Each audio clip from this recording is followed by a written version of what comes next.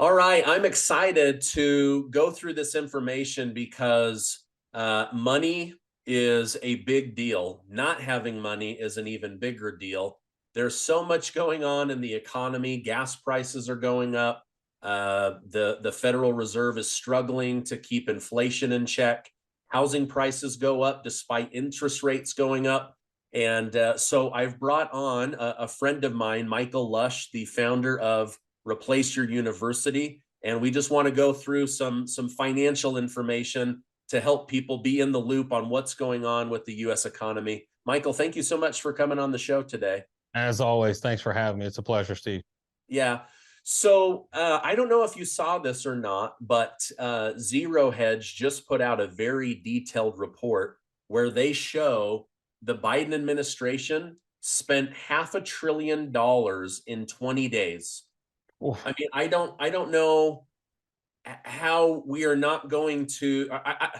The interest rates are so high. Janet Yellen is now saying the United States will not be able to make its interest payments unless the Federal Reserve drops that. So they're putting pressure on them because number one, they can't financially afford it, and hmm then number two, we're heading into a presidential calendar year. hmm At the same time, uh, most people can't afford the inflation that's eating into their groceries. And so you and I were talking about how the United States might actually be not only heading into a recession in 2024, but possibly entering into a silent depression. And so I want to get into that because most people are feeling it, right? Like the mainstream media, they're trying to tell you Americans have plenty of money. You can handle these increases. The government's doing everything they can, when in reality, the government is really the biggest source of most people's problems. Yeah, Um, are you worried about? I know you used to be in mortgages. correct. Are you at all worried about there being a housing crisis coming I up? am. I am to a certain degree. I think there's going to be a commercial credit crisis first, and then that will have a ripple effect into residential homes. A lot of banks are over leveraged. What I mean by over leveraged is they've lent out more money than what they actually have as far as fractional reserve lending, as far as deposits. So because of that, a lot of that paper is in commercial credit, where even in this building that I'm in now, I've got a year before my lease comes up for renewal, and they're already asking tenants here in this building, are you going to renew? And the reason being is they're building projections, but probably because they're wanting to offload this building, because most commercial paper is on 3-year arms. So if you think about when they bought this building or bought the paper for this building and the bank lent the money for this building 3 years ago, what were interest rates? They were really low. And now that those arms, adjustable rate mortgages, or on the commercial side, are adjusting, their payments are tripling. So they can't afford it. So now they're trying to build projections in order to offload this building. So I think first and foremost, it's going to come on the commercial side, and then eventually it will have a ripple effect into residential homes as well. So it Yeah. could be good news depending on how you're positioned. It could be bad news depending on how you're positioned. Yeah. So they're lending out more money than they have fractional reserves.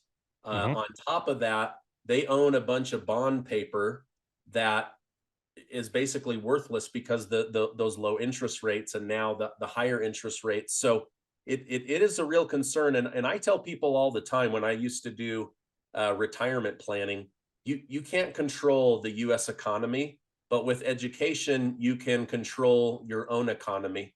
Yep. Now, I want to jump into this, but you guys, I've sent a lot of people your way with Replace Your Mortgage. They've been really happy. I've gotten messages from people. I did it myself. It ended up saving us about $250,000 in interest that we would have just given to the bank, bought hmm them a house, and bought us Yeah. a house. But you guys have an online workshop that's coming up. Can you tell us just briefly about that, and then I want to jump right into this stuff. Yeah, actually, you kind of hit the nail on the head when you're talking about controlling what you can control and don't worry about the things you can't control. You can't control the U.S. economy, but you can create your own micro economy. And so we have an event that we call Create Your Own Economy. And what it is a 5-day event. And each night we're going to go over different verticals of how you can insulate yourself from rising interest rates, the market volatility, wars going on, et cetera. So we're going to show you how to take control of your finances and not just get ahead, but stay ahead, hopefully generationally as well. So that will start on October 23rd at 5 p.m. Central Standard Time. We're going to do an hour of training, and we're going to do an hour of Q&A every single night. So that's going to be the entire week, starting from Monday through Friday. We're going to do a whole week, and we're not asking you to be there for the whole week. We're only asking for 1 to 2 hours at night once you get home from work, starting at 5 p.m. Central Standard Time. We're going to pour tons of value into it. It is not a free event because when you pay attention. So it's $97. But here's the good news is that $97, we have 2 foundations that we support: Heart of Champion Sports, which helps share the gospel to young athletes, and then Aerial Recovery.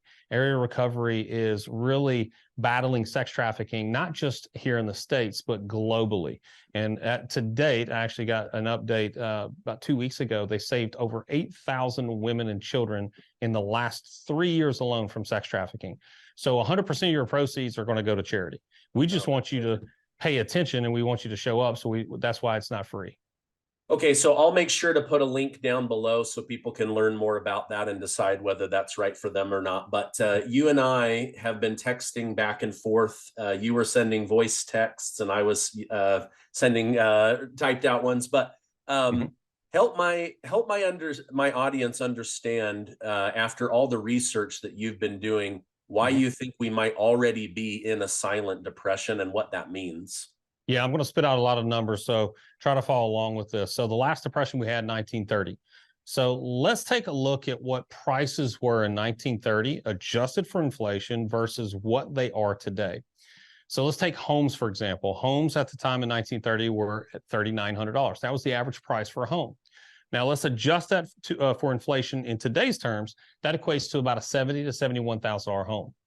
However, today, the average price for a home is $416,000. Now let's talk about food. Now, this is a crazy one. In 1930, let's say you have $100, right, a Benjamin, and you go to the grocery store, you buy $100 worth of groceries. Adjust that for inflation. Today, it would cost $2,059 to buy the equivalent of what it used to buy in 1930. Gas was 10 cents a gallon. Adjusted for inflation in today's terms, that's $1.73. However, we all know that gas prices are not on average $1.73 a gallon. They're $3.55 a gallon. Let's talk about new cars.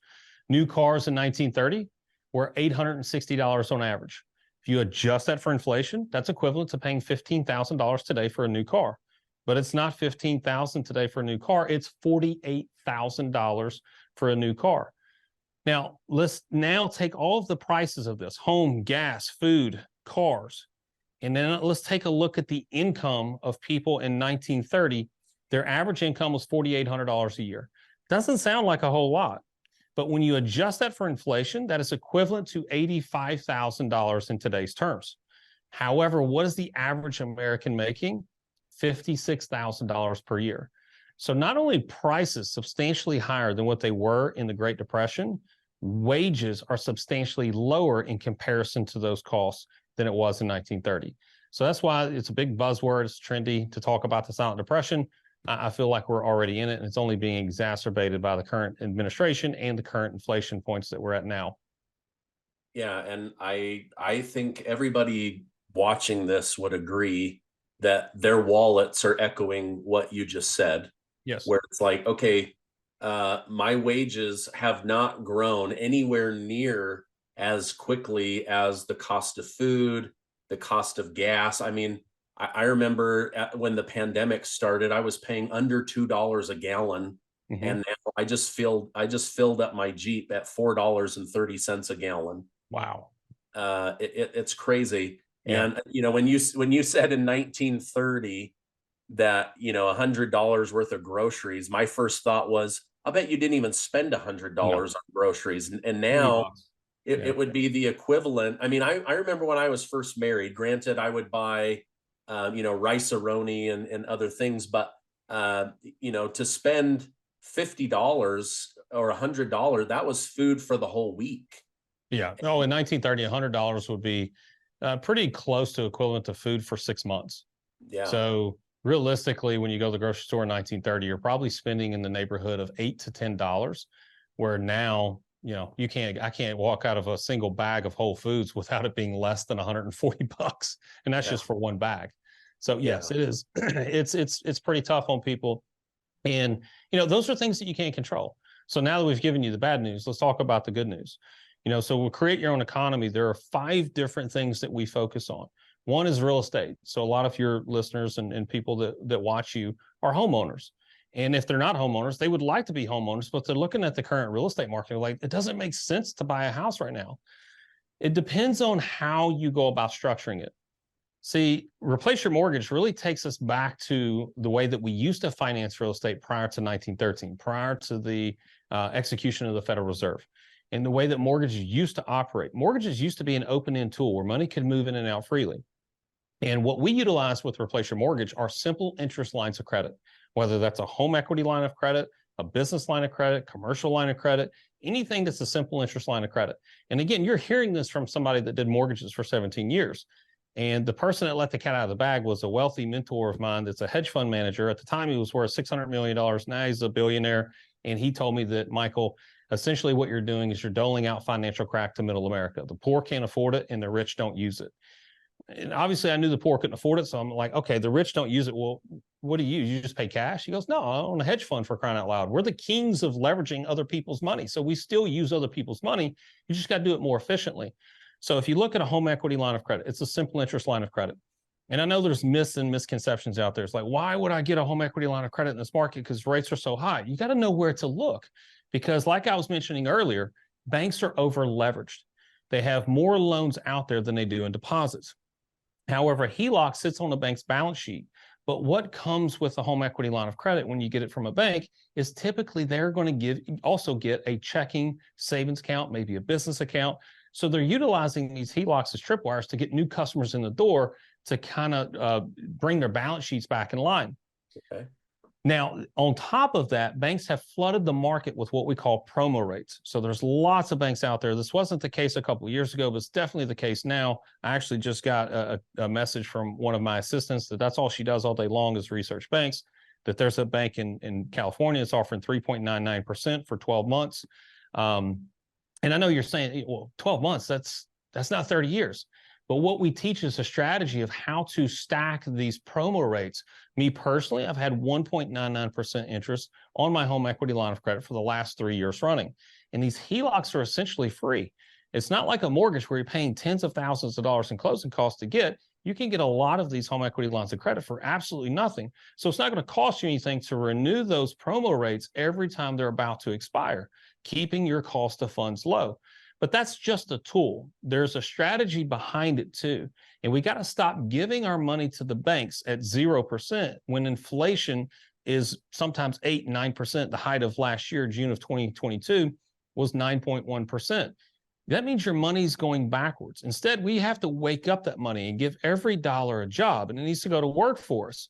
So what we do is we use the home equity lines of credit as an operating account. Since money can move in and out freely, we're dumping all of our cash into the home equity line of credit. It's freely accessible to us within 5 minutes. If we need the cash out of it, we can. But while it's sitting in there, it's suppressing the balance, the principal, it's suppressing the interest, and it accelerates the time. So our average client pays their home off in 5 to 7 years. Our average client saves $170,000 in what would otherwise be interest to a mortgage. So I get that the cost of things are going up, but there are things that we can do to mitigate the cost of going up. Not only mitigate it, but actually exceed it and get ahead. And that's just one component. We get into other things of how to not worry about the market, whether the market's going up or down. We just got a report about inflation and how now the Dow's down 300 points as you and I talk. The bond yields are going up. I think the 10 years probably 11 basis points higher than it was earlier this morning, which means if you're out there shopping for a house, that means your mortgage rates are going to be higher. There are ways to combat this and to be far more efficient with your money. And there's ways to store it where it's not market influenced. So your money will continue to grow despite what the market does. And that way you can leave a legacy. There's 2 families. You got the Vanderbilts and you got the Rockefellers. Well, today we still talk about the Rockefellers as one of the wealthiest families, not only in the country, but in the entire world. But they had a system and a process in place. That's essentially what we follow. We don't follow the Vanderbilts.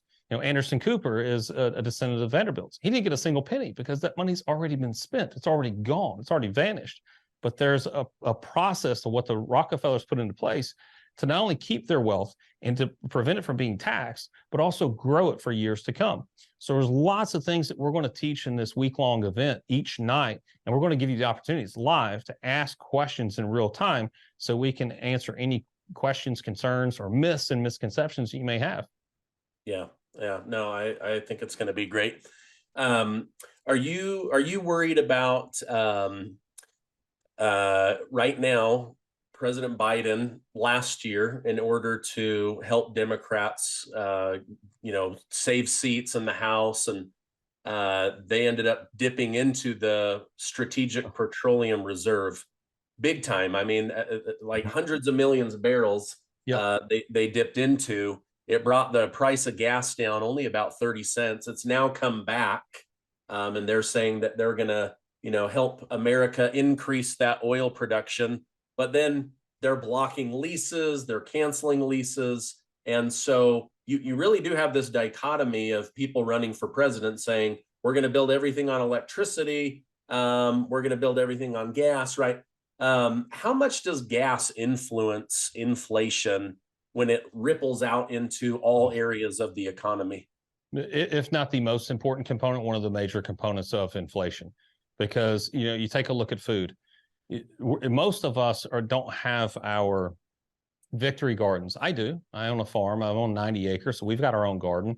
Back in the day, they called them victory gardens, and actually they were banned for a short period of time where you weren't allowed to have your own victory garden to kind of produce your own food. So most Americans, 99% of Americans, are getting the food from a grocery store. Well, they don't have farms that they're growing out back behind the grocery store, so they're having this shipped in. What are they having it shipped in on is trucks. And we're not talking about electric trucks. Electric trucks can only go 300 miles before they have to be charged, where a diesel truck can go almost 2,000 miles. So the price of fuel going up will only increase the cost of food going up, and vice versa. So yes, I thought what you were going to talk about was the establishment fund, because what was used to kind of bail out some of these banks in the last 6 to 8 months, which there will be more bank failures, probably 10 times the amount that was last year. A lot of people don't realize this. In a given year, 100 banks either fail or fold up under a larger bank. And in the next 12 to 18 months, there's going to be 10 times that amount. And if you look at what happened with Silicon Valley Bank and Republic Bank, what was used to bail out those banks was the establishment fund. So if you could just type in that key word, if you're watching this on the side, you want to go down a rabbit hole, type in the establishment fund, and where that fund came from. It came from the confiscation of the Americans' gold. Remember, for a short period of time, it was actually outlawed for you to have more than, I think it was $100 worth of gold in your possession. And if it was more than that, then they actually confiscated it from you, and it was banned that the private citizen could not have gold. So they took all of that and put it in a fund called the Establishment Fund. That has been growing ever since. I think we're looking at 80, 90 years now that's been growing. So guess what money was used to bail out these banks? The Establishment Fund and the FDIC, I might add. So they took the money from us, let it grow compounding interest year over year, and then used it to bail out these banks. So I find that to be a funny story and a neat little rabbit hole of a discussion to go down as well. Yeah, absolutely. One of my worries, besides the banks having issues and this inflation that they keep calling it sticky inflation, it's like, how high are we going to have to raise these interest rates? And you have Jamie Dimon, the head of Chase Bank, he's now saying, if you guys approach 7 or 8%, you're going to collapse the U.S. economy. Like, businesses run on loans. They, these commercial real estate, they run on loans. And if you have thousands, tens of thousands of loans renewing at these higher rates, they're going to have to jack things up. People are going to say, we can't afford it. The foreclosures. I mean, we lived through this. I mean, what was there, like 10,000 home foreclosures a day in the Great Recession? Yeah. And all of a sudden you found yourself going, wait a minute, nobody's getting a mortgage here, right? So that's what I like about what you guys do, is it's all about education. It's all about, hey, these are the tools that you can now control your own economy with, because the reality is you can't control President Biden. You can't control Donald Trump. You can't control the Federal Reserve or Janet Yellen or potential war in Iran or Israel or Russia. I mean, the world is in a little bit of chaos. And yet, if you don't keep moving forward, you're going to get behind with your money.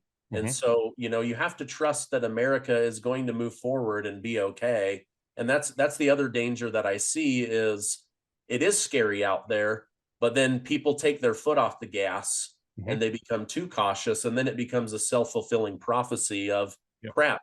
Now I'm 60, 70 years old. I don't have the kind of money that I want. Well, this has been fascinating. The first thought that I had was, I wish I could jump in a DeLorean and hit 88 miles an hour and take the money I have now back to 1930. My goodness, I'd be a billionaire by now, or at least my family. But if you guys can help people build that family legacy, really understand the banking world, the borrowing money world, I think people are going to get ahead, because at the end of the day, understanding the proper use of debt to your advantage is what has made most people wealthy. Like Robert Kiyosaki, he's a billionaire because he understood debt, not because he followed Dave Ramsey's eat rice and beans. He used good debt and avoided bad debt, and now he's become exceptionally wealthy because of that. Remind my audience one more time about the event, and I'll make sure to leave a link down below. Yeah, it's October 23rd. So it's Monday, October 23rd. It starts at 5 p.m. Central Standard Time, and we're going to go until 7 p.m. Central Standard Time each night. So Monday, Tuesday, Wednesday, Thursday, Friday. And we're going to go over very specifically. We're not going to leave anything uncovered and really expose all the secrets. And this isn't something that you have to be a victim of. In fact, there are ways to profit off of what's going on right now. Lots of people do it. Lots of people relish in potential recessions and depressions. That's where the millionaires become billionaires. That's where the billionaires, if we look at, during the COVID era, what did Amazon do? What did Facebook do? Look at all these companies like Netflix and Roku. What has happened to them in times of distress? They were able to take advantage of opportunities. That is not exclusive to just the elite. It's exclusive to the knowledge. So you have to know this information, and these tools are easily accessible to the common American, and we're going to show you how to access these tools and grow your wealth, but also protect it too. It's not how much you make, right? It's how much you keep. So you need to be able to protect it. So instead of sitting on the sidelines and say, this is my lot in life, this is how much money I'm making, and inflation's going up and it's eating into my income via inflation, instead of sitting on the sidelines, how about preparing yourself and following some of these strategies and getting access to some of these tools so that you can get ahead and not only fight inflation, but like I said, stay ahead of it, way ahead of it. Yeah. Well, and I love that the money that people put up, it holds them accountable, but then you guys are just giving it away. You're donating it to two really good causes. Well, thank you, Michael, for coming on. That silent recession stuff is really, it's interesting, but it's sad at the same time. Alarming. And yeah, it's very alarming. And if we can help people get ahead, I remember my father-in-law's a multimillionaire. He's had a business that did really well. I asked him one time, what's the difference between the rich and the poor? And I expected him to say something like, the poor spend their money and the rich invest their money. And his answer to me was shocking. He said, they can afford to pay people to get the shortcut to wealth. And that's through knowledge, having a good lawyer, having a good CPA, having a good financial advisor, having education on, lines of credit and all of that. So anyway, thank you very much for coming on, and I hope you have a great rest of your day. Thanks, Stephen.